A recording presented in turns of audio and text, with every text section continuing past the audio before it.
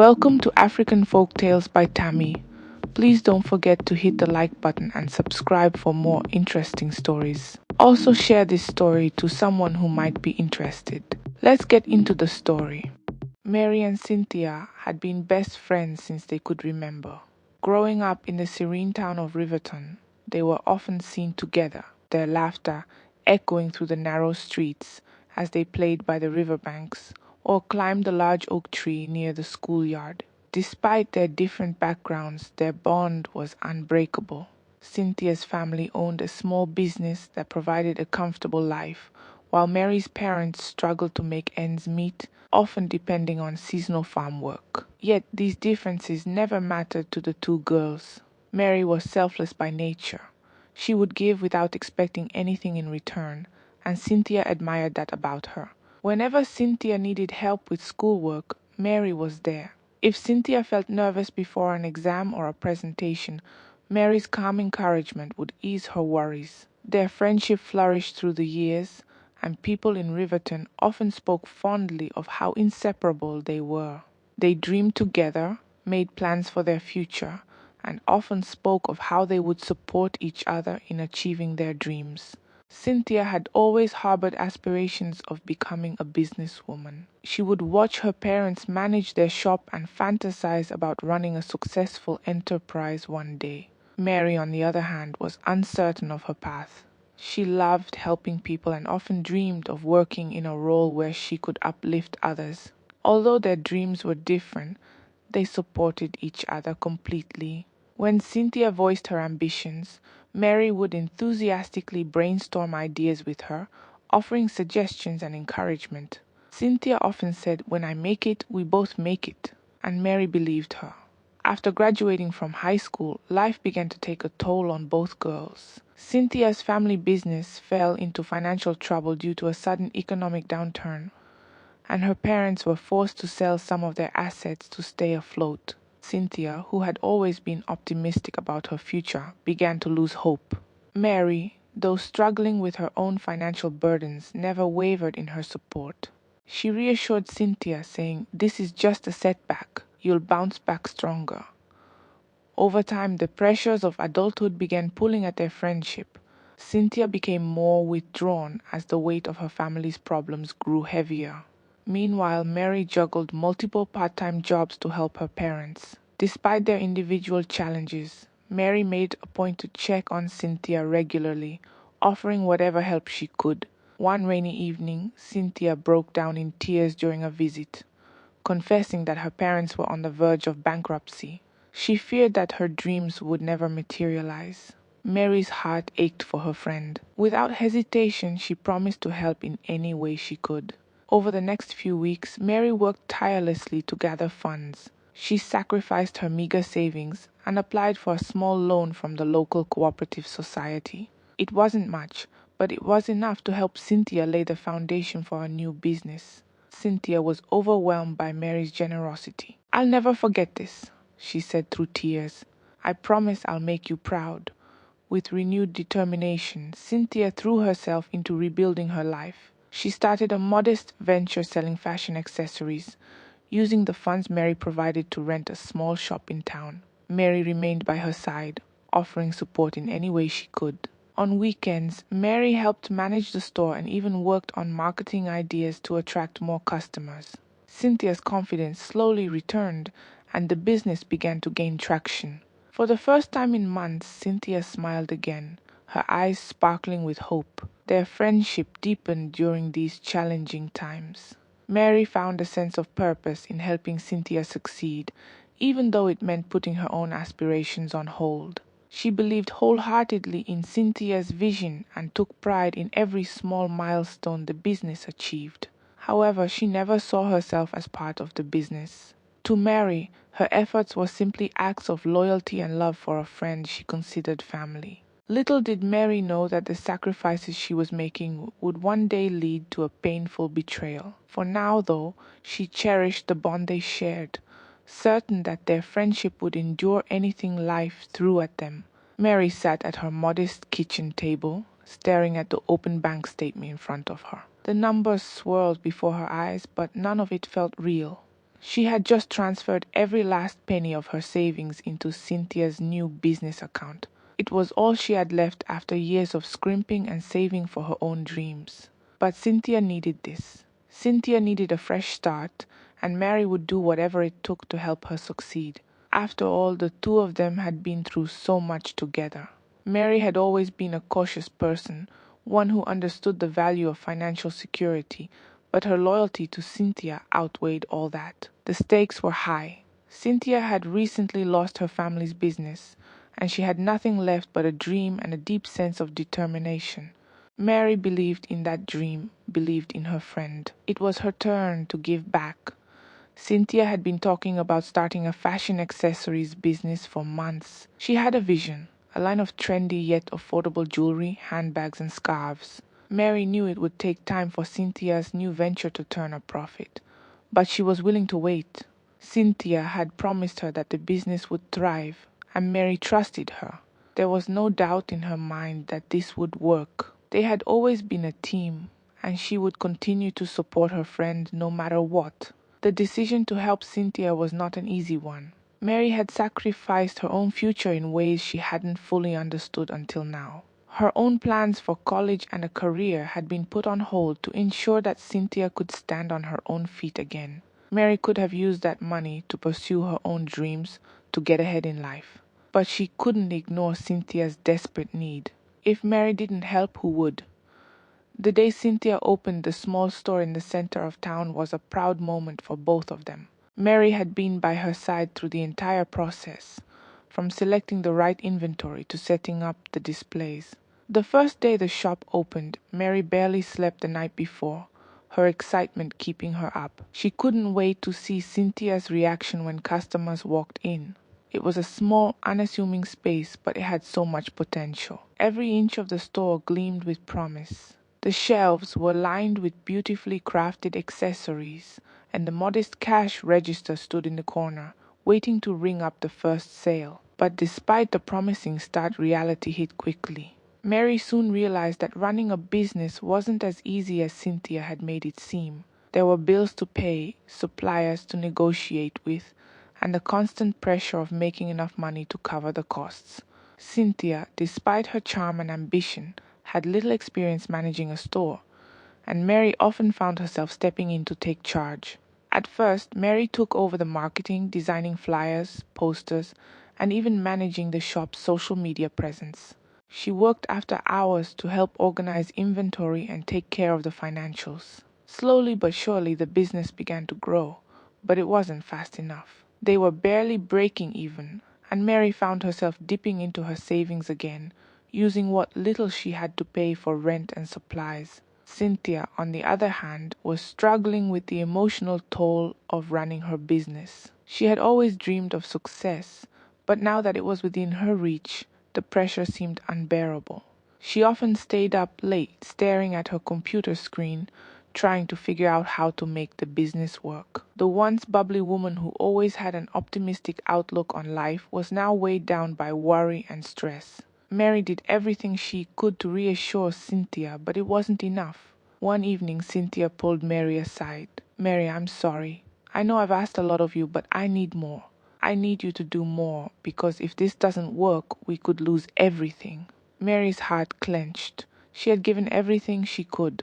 She had already put so much on the line, but hearing Cynthia's plea stirred something deep inside her. She was exhausted, yes, but she knew that backing out now wasn't an option. If this failed, it wouldn't just be Cynthia's dream that would collapse, it would be theirs. They had come too far to give up. Mary nodded, reassuring her friend. "We'll make it work. You just keep believing in it and I'll keep pushing." Days turned into weeks and the business continued to grow, though at a painfully slow rate. Cynthia began to change. At first, it was small things. She started making decisions on her own without consulting Mary, then began spending more time with other investors and clients, leaving Mary to manage the store alone. Mary didn't mind. She was used to taking a back seat for Cynthia's benefit. But as the weeks wore on, Mary started to notice the subtle shift in their friendship. Cynthia seemed more distant, more concerned with the business than with their bond. Mary reminded herself that this was all part of the process. Business was demanding and Cynthia was working hard to make it successful. But as the store's success grew, Mary began to wonder, was she still a vital part of the dream she had helped create? Or was she just a background player in Cynthia's new life? The first signs of trouble came quietly, like whispers in the wind.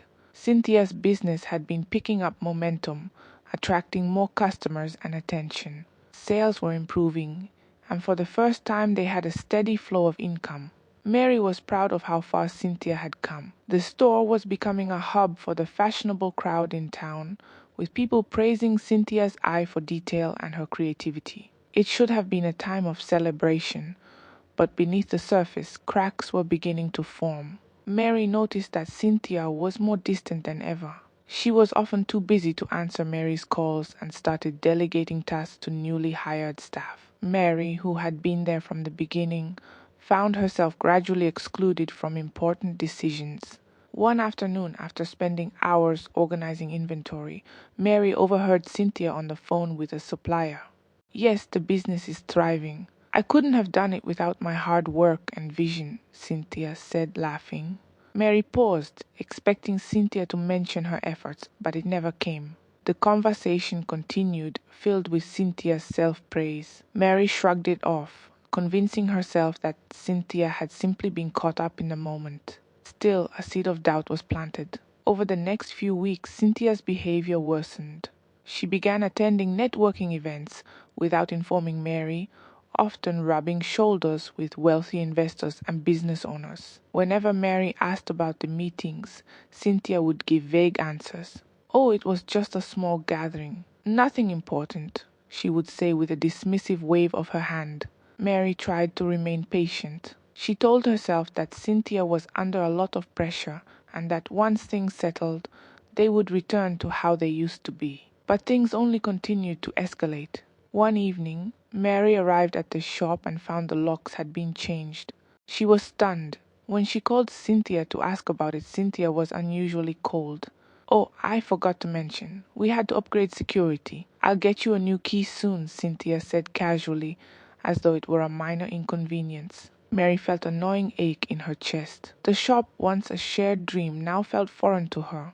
Days passed, and Cynthia never gave her the new key. Mary started to feel like an outsider. The staff began treating her differently, no longer seeking her input. Some of them even whispered when she entered the room, as though she were a visitor instead of someone who had been instrumental in building the business. Despite everything, Mary tried to hold on to their friendship. She reminded herself of all the sacrifices she had made and how much they had overcome together. She thought about the long nights spent strategizing and the moments when Cynthia had cried on her shoulder, vowing to never forget her loyalty. But now those promises seemed distant and hollow. Cynthia was transforming into someone Mary barely recognized. The final blow came during a town business expo. Mary had been excited to attend, hoping it would be an opportunity to celebrate their success together. She arrived early, dressed in her best outfit, eager to support Cynthia. The event was filled with local entrepreneurs showcasing their businesses. Cynthia's booth was among the most popular, with a line of people eager to meet her. When Mary approached, Cynthia was surrounded by reporters and potential clients. Mary smiled, waving to get her attention. For a moment, Cynthia's eyes met hers, but instead of the warmth Mary had once known, there was a flicker of discomfort, almost annoyance. Cynthia turned back to the reporters without acknowledging her. Mary stood frozen, her smile fading as she listened to Cynthia's speech. "This journey has been challenging, but I believed in myself, and that's why I'm here today," Cynthia said proudly. There was no mention of Mary, no acknowledgement of the sacrifices that had been made to keep the business alive during its darkest days. Feeling humiliated, Mary quietly slipped out of the event. The walk home felt longer than usual. The weight of betrayal pressed heavily on her chest, making it hard to breathe. Tears stung her eyes, but she refused to let them fall. How could Cynthia, her closest friend, erase her like this? Everything she had done, every sacrifice she had made, was being written out of the story. By the time Mary reached her small apartment, the sadness had turned to anger. She sat on her bed, replaying the events in her mind. Cynthia had not only forgotten their friendship, but was actively pushing her away. Mary knew that if she didn't confront the situation soon, she would lose any hope of reclaiming what was rightfully hers. Something had to change, and Mary realized it was time to stop waiting for Cynthia to do the right thing. Mary spent the next few weeks reflecting on everything that had happened between her and Cynthia. The memories of their friendship, once a source of comfort, now haunted her with every step she took. She couldn't escape the whispers of doubt in her mind. Had she been naive to trust Cynthia so completely? It wasn't just a cold distance between them that hurt. It was the feeling of being erased from a story she had helped build. Determined to find answers, Mary decided to visit the shop, hoping for a face-to-face conversation with Cynthia. However, upon arrival, she was met by a young store clerk who barely recognized her. "Miss Cynthia isn't available today," the clerk said without much interest. Mary stood in the shop for a moment, taking in the changes. The space looked polished, more upscale than before. New displays filled the room, but there was no trace of the humble beginnings she and Cynthia had once shared. As Mary turned to leave, she noticed a framed photograph near the register. It showed Cynthia posing with several business partners at a recent charity gala. Everyone was smiling except for the glaring absence of Mary. It was as though her role in the business had never existed. The image felt like a confirmation of her worst fears. Cynthia had moved on and left her behind. Later that evening, Mary reached out to a mutual friend, Jessica, who had recently reconnected with Cynthia through business networking events. Jessica was hesitant at first, but eventually shared what she knew. "Mary, I don't know how to say this, but Cynthia's been talking about expanding her business partnerships. She's been aligning herself with investors who can help her grow faster. She probably sees you as, I don't know, part of her past." Mary was stunned. "Her past?" she echoed, her voice barely above a whisper. "How can she just erase everything we've been through?" "I don't think it's personal," Jessica tried to reassure her. "It's business. People change when money and success come into play. You'd be surprised what people are willing to do to stay at the top." Mary hung up the phone, feeling a hollow ache in her chest. She didn't want to believe that Cynthia had become someone who valued power and wealth over loyalty. But the evidence was piling up. No matter how much she wanted to hold on to the friendship they once had, it was becoming clear that Cynthia saw her as expendable. A few days later, Cynthia finally reached out, though it was not in the way Mary had hoped.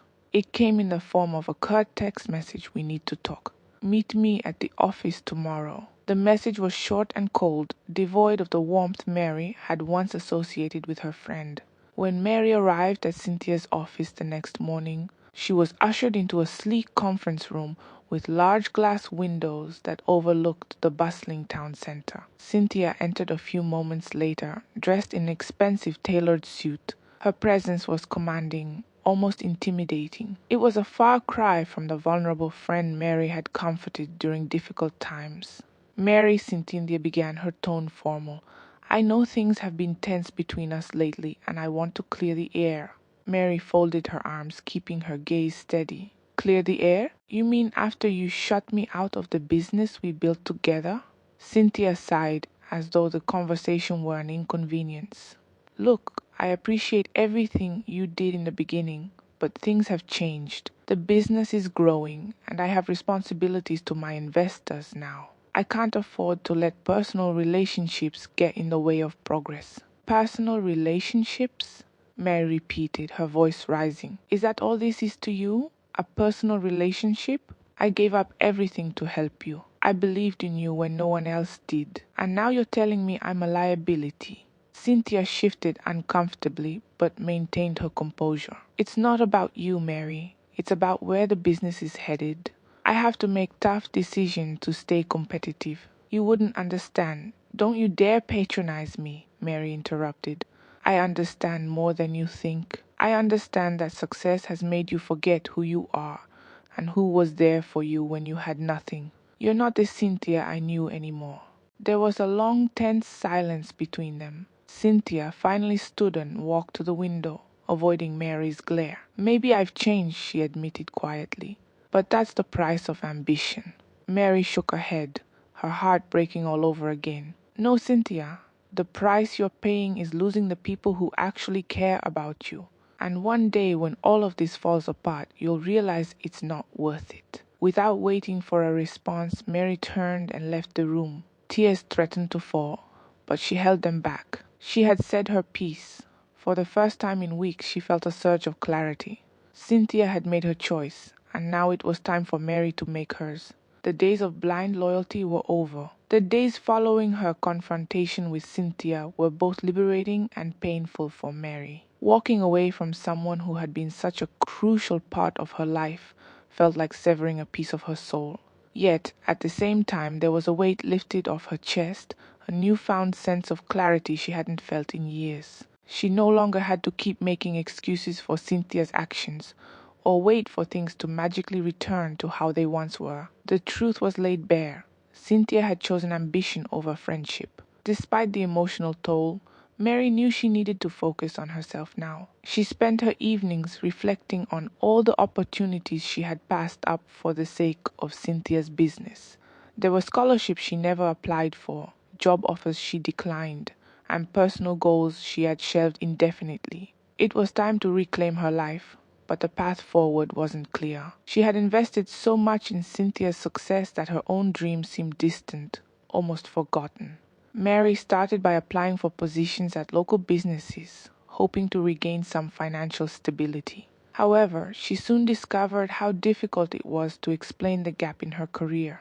Potential employers would ask about her experience, and she would mention her involvement in Cynthia's business, only for them to question why she had no official role or documentation to prove her contributions. The realization hit her hard. She had nothing to show for years of sacrifice and hard work. Cynthia had made sure of that. One particularly frustrating day, after yet another rejection, Mary found herself walking aimlessly through the town square. The streets were bustling with people, most of them unaware of the storm brewing inside her. As she passed by a cafe, she overheard a conversation between two young entrepreneurs discussing their new business venture. They were full of excitement and hope, reminding Mary of how she and Cynthia had once been. A pang of bitterness tightened in her chest, but she quickly pushed it aside. She didn't want to be consumed by resentment. Instead, she needed to channel her pain into something productive. That night, she sat down with a notebook and began writing out her options. If she couldn't find work in someone else's business, maybe it was time to create opportunities for herself. But to do that, she needed support. Reluctantly, she reached out to Michael, the lawyer and old friend she had reconnected with a while ago. She had initially been hesitant to ask for his help, not wanting to burden anyone else with her problems. However, Michael had always been patient and understanding. When he answered her call, his voice was warm and inviting. "Mary, it's been a while. How are you holding up?" he asked. "I'm managing," Mary replied, hesitant to reveal the full extent of her struggles. "I need your advice. It's about Cynthia and the business. I feel like I've been completely cut out, and I'm not sure where to go from here." Michael didn't hesitate. "Let's meet tomorrow. I want to hear everything, and maybe we can figure out a way forward together." The next day they met at a quiet park near the edge of town. Mary recounted the entire story, how she had funded Cynthia's business, worked behind the scenes, and ultimately been pushed aside. Michael listened attentively, taking notes and asking clarifying questions. When she was done, he leaned back thoughtfully. "Mary, you may not realize it, but you could have a legal claim here," he said. "If there were any contracts, loan agreements, or documents tying you to the business, we might have leverage. Even if there's no formal paperwork, verbal agreements can sometimes hold weight in court, especially if there are witnesses who can testify to your role." Mary blinked, surprised. "I never thought of that. Cynthia made it seem like none of what I did mattered legally." "That's exactly what she wanted you to think," Michael replied. "People like her rely on others not knowing their rights. But it's time to change that. We'll start by gathering evidence, emails, text messages, anything that shows you were a key part of the business. Then we'll explore our options." For the first time in weeks, hope flickered in Mary's heart. She wasn't powerless after all. With Michael's support, she began combing through years of digital records, uncovering a trail of communications that painted a clear picture of her involvement. Old messages from Cynthia, thanking her for financial support and strategic advice, surfaced like buried treasure. There were also receipts and bank statements documenting the funds Mary had contributed to the business. Over the next few days, Mary's determination grew. She met with several former employees who remembered her role in the early days of the store. Some of them were willing to provide statements confirming how much she had contributed. Slowly but surely, Mary was building a case, one that Cynthia could no longer ignore or dismiss. However, deep down, Mary knew that Cynthia wouldn't take this quietly. The woman who had betrayed her once would likely do so again. But this time Mary was ready. She had spent too long letting others control her destiny. Now she was taking back her power one step at a time. Mary's search for evidence continued with an intensity she hadn't known she possessed. She spent late nights sifting through old documents, messages, and receipts, piecing together the timeline of her sacrifices and contributions to Cynthia's business. Each discovery felt like a step closer to justice. Messages from Cynthia, pleas for help, thank yous for funding, and discussions about business strategies painted a damning picture of how essential Mary had been in the early stages of the business. It was all there in writing, evidence that couldn't easily be dismissed. Michael encouraged her to stay focused, reminding her that the legal system valued documentation. The more proof we have, the stronger your case will be, he said during one of their strategy meetings. Mary nodded, feeling a renewed sense of purpose. For the first time in years, she wasn't just reacting to life's blows, she was taking control. Still, there were moments of doubt that crept in during the quiet hours. Mary would lie awake at night, questioning whether she was doing the right thing. She had never imagined herself in a position like this, locked in a legal battle against someone she had once considered family. What if people believed Cynthia over her? What if the courts sided with success and power instead of truth? These fears gnawed at her, but she pushed them aside each morning, determined to see things through. The next turning point came when Michael discovered something significant buried in an old contract. It was an agreement Mary had signed early in the business formation, a document Cynthia had drafted with little thought at the time. The contract was simple but binding. It referenced Mary's financial contributions and granted her a share in the company's assets. Cynthia had likely forgotten about in her climb to success, but now it was the key to Mary's claim. Michael explained its implications during one of their meetings. This contract ties you to the business in a legal capacity. Cynthia can't deny your involvement without violating this agreement. We can use this to demand your rightful share of the profits. Mary stared at the document in disbelief. She had forgotten about the contract entirely. At the time, it had seemed like a formality, something Cynthia had assured her wouldn't be needed in the long run. Now, it felt like a lifeline.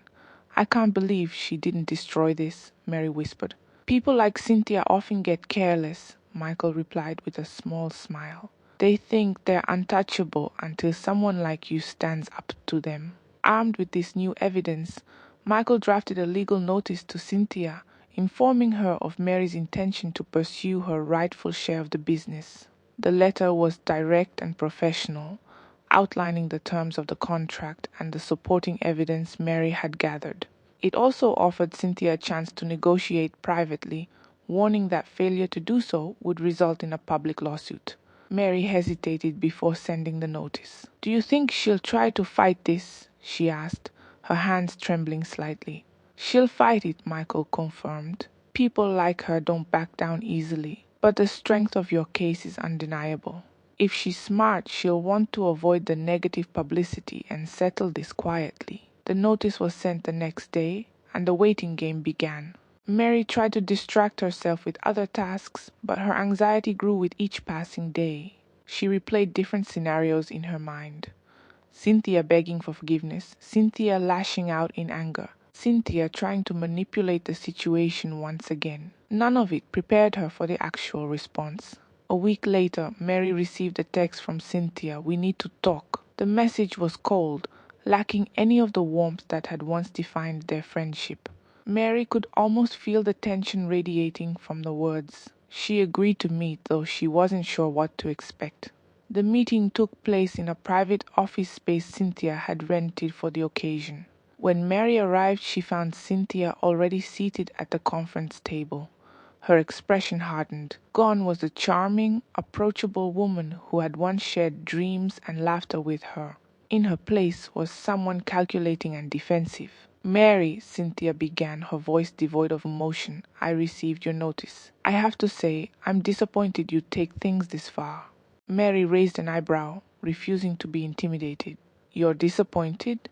After everything I did for you, you cut me out of the business and erased my contributions.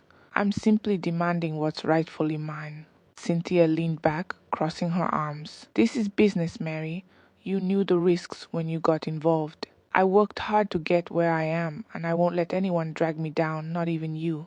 Mary felt a surge of anger but kept her composure. "You wouldn't have gotten here without me. I have the evidence to prove it. Either you acknowledge that and negotiate fairly, or we'll let the courts decide." The room fell silent for a moment. Cynthia's jaw tightened, her eyes narrowing. "You're making a mistake," she finally said. "You won't like the consequences." Mary stood, her voice firm. "The only mistake I made was trusting you. But I'm done being afraid of you. See you in court if that's how you want it." As Mary walked out, she felt a sense of power she hadn't felt in years. Cynthia could no longer control the narrative. The fight had just begun, but Mary was ready. Cynthia didn't take long to retaliate. Within days of their tense meeting, Mary began to notice a change in the way people treated her around town. Old acquaintances who had once been friendly now avoided eye contact or offered awkward smiles. Some whispered behind her back, their glances filled with pity or suspicion. It wasn't long before Mary learned why. Rumors were spreading like wildfire. Stories of how she had allegedly tried to sabotage Cynthia's business and extort money were circulating, and they all seemed to trace back to Cynthia's social circle. Mary was furious but not entirely surprised. Cynthia was using her influence to paint herself as the victim and discredit Mary's claims. It was a classic move. Strike first to control the narrative. Mary tried to keep her head high, but the constant scrutiny weighed on her. Every interaction became a reminder of how fragile her reputation was. Even some of her former supporters questioned her motives. "Maybe it's just a misunderstanding," one of them suggested. "Cynthia's done so much for the community. Why would she do this to you?" It hurt to hear those words. Cynthia had built a public image as a generous self-made entrepreneur. Few people knew the truth about how much Mary had sacrificed for that success. But Mary didn't have the luxury of wasting time on public perception. She had a legal battle to win. Michael reassured her that this was a tactic meant to intimidate her. "Stay focused," he advised. "Let the evidence speak for itself. Once we take this to court, the truth will come out." However, Cynthia wasn't done. In a shocking turn of events, Mary was summoned to the police station. There she was informed that Cynthia had filed an official complaint, accusing her of embezzlement. According to the report, Cynthia claimed that Mary had mismanaged funds during the early stages of the business and was now trying to cover up her wrongdoing by demanding a share of the profits. The accusations were as false as they were outrageous, but Mary knew the damage they could cause. The officers asked her a series of probing questions, their tone neutral but cautious. Mary explained the situation calmly, emphasizing her role as an investor and partner in the business. She presented the contract Michael had found, along with supporting documents that contradicted Cynthia's claims. The officers listened but made it clear that the investigation would continue.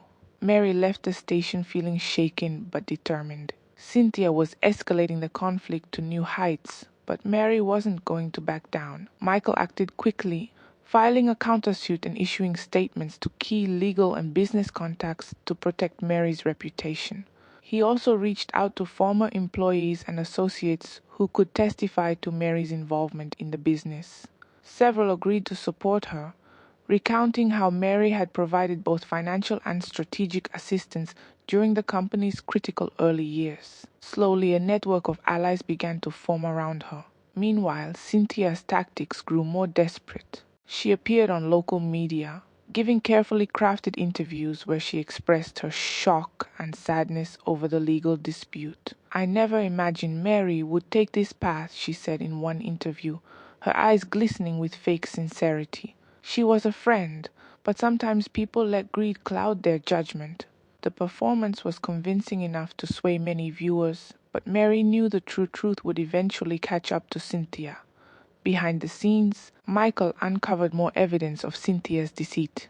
Financial records showed that Cynthia had misrepresented profits in recent tax filings, likely in an effort to hide how much of the business's success had been funded by Mary. This discovery strengthened their case significantly. "She's digging herself into a deeper hole," Michael remarked. "She thinks she's untouchable, but these lies are going to backfire." Mary, though exhausted from the constant attacks on her character, found strength in the support she was receiving from those who knew the truth. Friends like Jessica and former employees publicly voiced their support, countering Cynthia's narrative with their own accounts of Mary's sacrifices and loyalty. Slowly the tide began to turn. One night, Mary received an unexpected call from a former investor who had distanced himself from Cynthia after a falling out. "I've been following your case," he said. "Cynthia isn't who she pretends to be. I have information that could help you. Let's meet." The meeting, held in a discreet location, revealed shocking details. The investor shared documents that exposed how Cynthia had used unethical practices to secure business deals, including forging agreements and misappropriating funds. "She's built her empire on lies," he warned. "If you bring this to light, she won't be able to hide anymore." Mary and Michael reviewed the documents, realizing they had the ammunition they needed to dismantle Cynthia's false narrative once and for all. The case was gaining momentum, and with each new piece of evidence, Mary felt a renewed sense of justice on the horizon. However, she knew the battle wasn't over yet. Cynthia was still a formidable opponent with resources and connections. But Mary no longer felt fear. She had endured humiliation, betrayal, and legal threats, and through it all she had grown stronger. The woman who had once sacrificed everything for friendship was now fighting not just for justice, but for her own self-worth. This time she would not be silenced. The tension reached a boiling point as the court date loomed closer. Cynthia's smear campaign continued to intensify. Headlines framed Mary as a desperate former associate seeking revenge, and online forums buzzed with debates about who was telling the truth. Cynthia leveraged every media connection she had, ensuring her narrative dominated the public sphere. Yet Mary refused to engage in the media circus. Michael reminded her that public opinion could shift quickly, and the real battle would be won in the courtroom, not through headlines. Despite her resolve, Mary couldn't ignore the growing anxiety in her chest. The accusations against her, though baseless, carried severe consequences. If Cynthia's lies held up, Mary faced not only reputational ruin but also potential jail time. The thought haunted her at night, and sleep became a fleeting luxury. Every sound, every unexpected knock at her door sent her heart racing. Cynthia was pulling all the stops, and Mary braced herself for the worst. The worst came when Mary's landlord informed her that several complaints had been lodged against her for causing disturbances. Though the accusations were vague, it was clear that someone, likely influenced by Cynthia, was trying to pressure her out of her apartment. It was another tactic to destabilize her. Mary stared at the eviction notice in disbelief, her hands shaking. She had done everything right, yet it seemed the world was closing in on her. Michael responded swiftly, filing an injunction to protect her living situation temporarily. "This is harassment, plain and simple," he told her. "They're trying to break you down mentally. Stay strong, Mary. We're making progress." The progress he referred to came in the form of new allies stepping forward. Former clients of Cynthia's business reached out, sharing their own negative experiences. Some revealed that Cynthia had overpromised on deals and underdelivered, costing them significant financial losses. These testimonies painted a clearer picture of Cynthia's pattern of manipulation and deceit. Slowly, Mary's case was building a compelling narrative, one where she wasn't the villain, but rather the victim of calculated betrayal. Meanwhile, Cynthia's arrogance began to work against her. In her desperation to maintain control, she made a critical mistake. During a public interview, she contradicted statements she had made in her initial police complaint. Observant reporters picked up on the inconsistency, and questions about her credibility started to circulate. Once a darling of the local business community, Cynthia was now under scrutiny. Investors quietly began distancing themselves from her, wary of becoming entangled in the controversy. Mary, however, couldn't celebrate yet. She knew how powerful Cynthia could be when cornered. Sure enough, Cynthia's next move came swiftly and cruelly. Police officers arrived at Mary's apartment late one evening with a warrant to search her home. The warrant was based on fabricated evidence suggesting that Mary had embezzled funds and hidden financial records there. It was an invasive and humiliating experience. Neighbors gathered to watch as officers combed through her belongings, treating her like a criminal. Michael arrived shortly after, furious at the spectacle. "This is a scare tactic," he assured Mary as they watched the officers pack up files and electronics. "We'll fight this in court. They won't find anything because there's nothing to find." The ordeal left Mary shaken but resolute. She had endured too much to give up now. The following morning, Michael filed an emergency motion to have the search deemed unlawful, citing the lack of credible evidence. The judge granted the motion, reprimanding Cynthia's legal team for overstepping their bounds. The ruling was a small victory, but it gave Mary a much-needed boost of confidence. Cynthia's power wasn't as absolute as she had believed. Mary's supporters grew louder in the wake of the incident.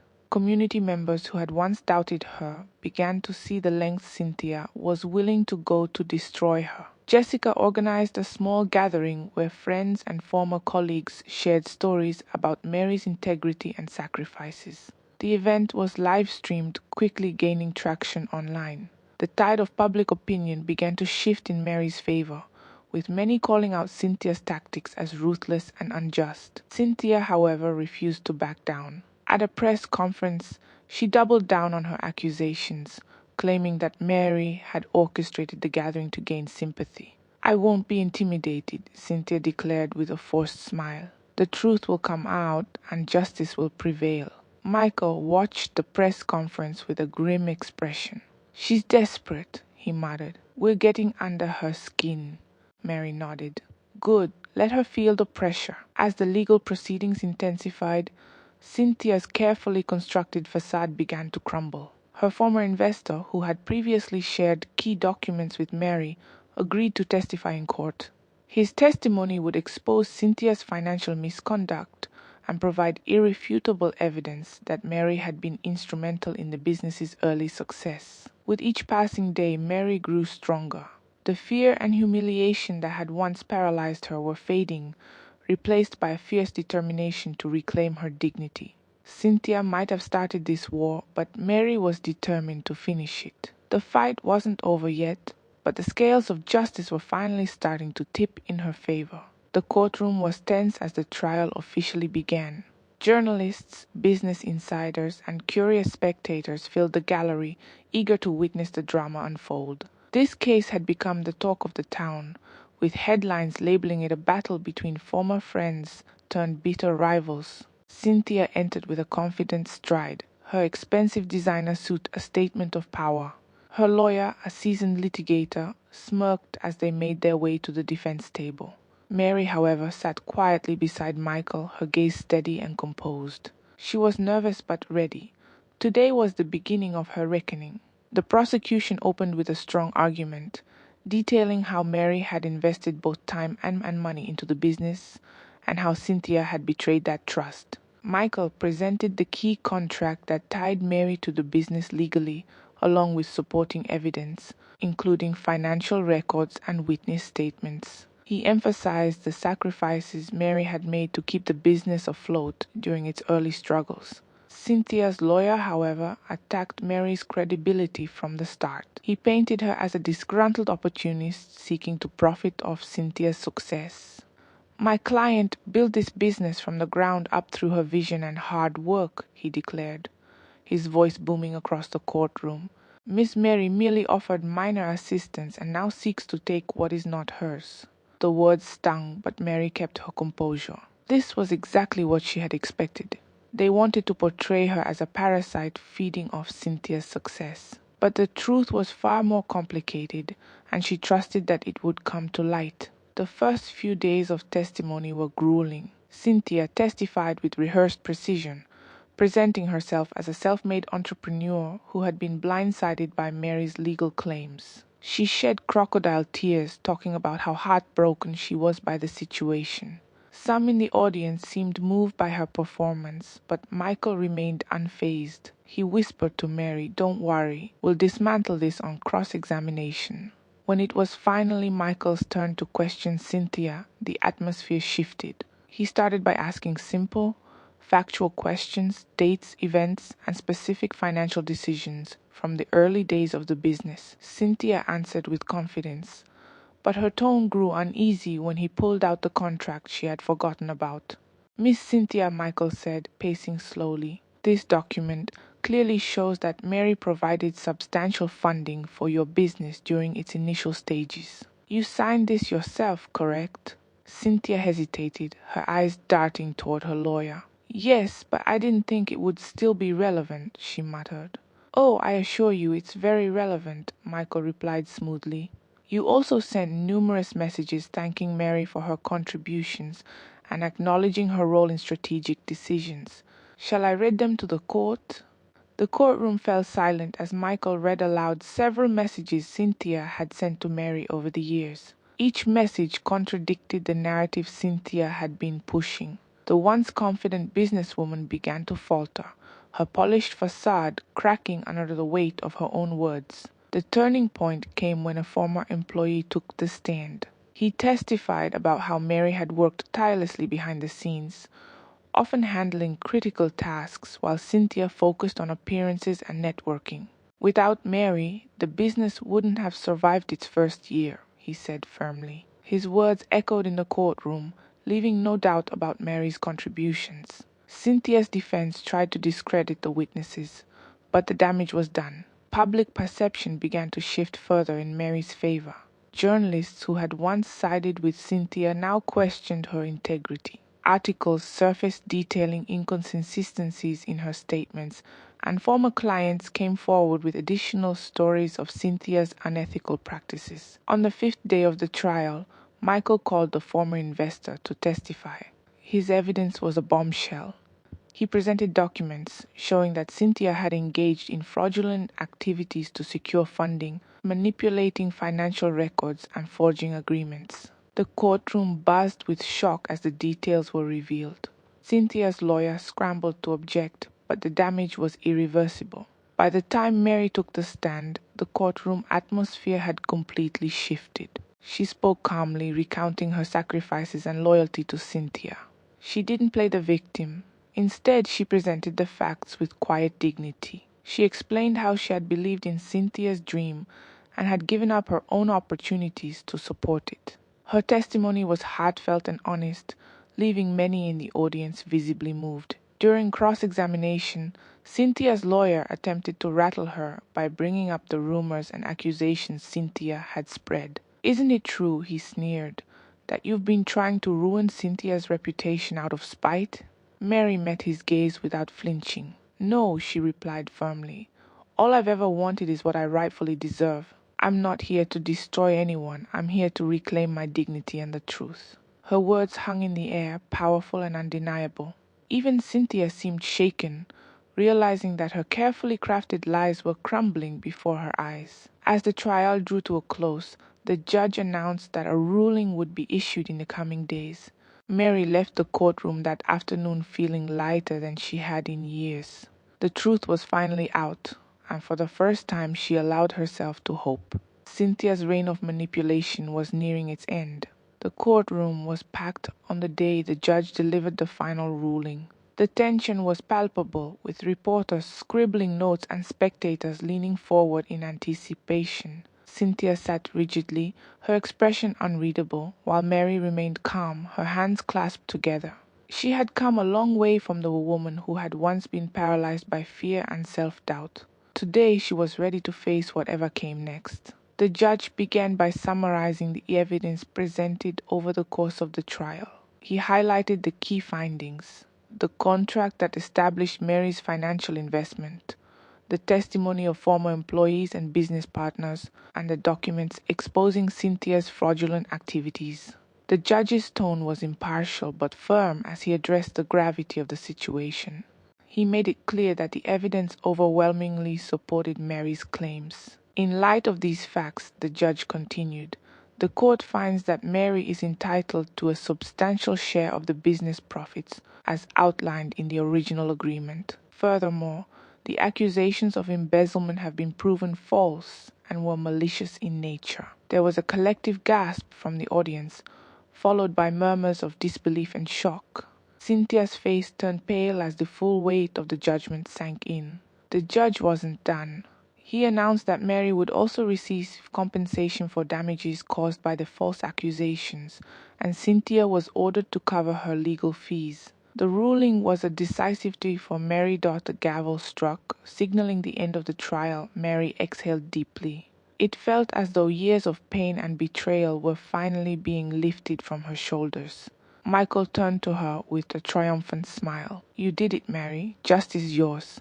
Reporters swarmed outside the courthouse, eager to get statements from both sides.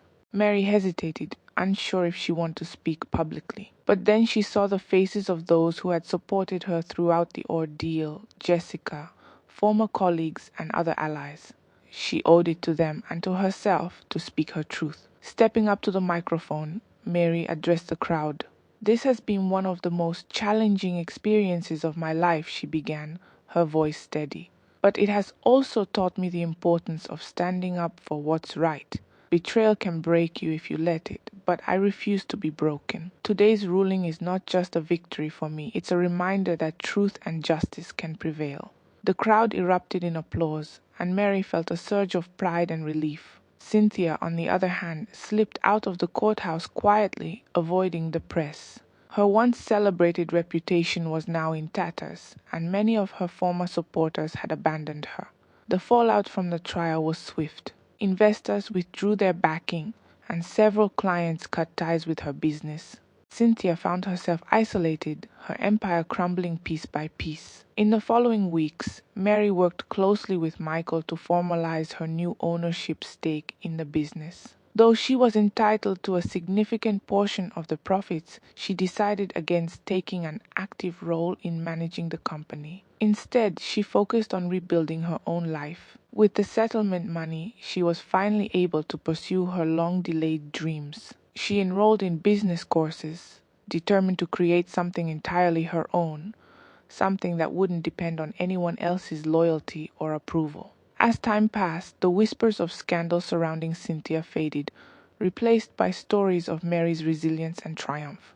People who had once doubted her now saw her as a symbol of perseverance.